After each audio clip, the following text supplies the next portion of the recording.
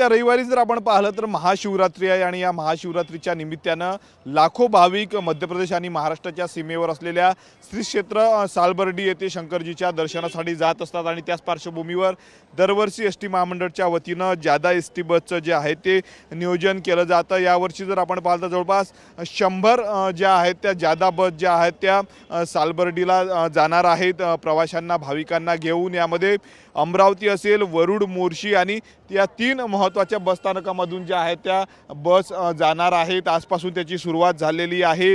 मोठ्या प्रमाणावर भाविक जे आहेत ते दर्शनासाठी जात असतात। सालबर्डी जर आपण पाहिलं तर थोडं आउटसाइड पडतं, त्यामुळं वाहनांची जी आहे ती पुरेशी सोय नाही आणि त्याच पार्श्वभूमीवर जर आपण पाहिलं तर या ठिकाणाहून जे आहे ते बस सोडल्या जाणार आहेत। मी बघू शकतो तिकडे अमरावतीच्या मध्यवर्ती बसस्थानकामध्ये या ठिकाणी नियंत्रण कक्ष देखील उभारण्यात आलेला आहे। याच नियंत्रण कक्षामधनं जर आपण पाहिलं तर सालबर्डीसाठी जर आपण पाहतो एस टी बस सोडल्या जात आहेत।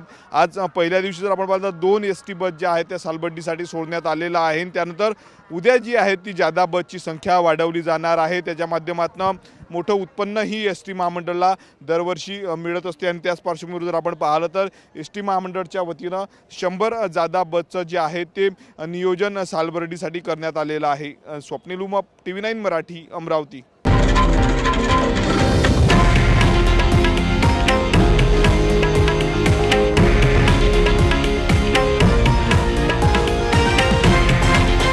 हे आहे देशातील नंबर 1 न्यूज नेटवर्क आणि आपण पाहत आहात TV9 मराठी, एकमेव।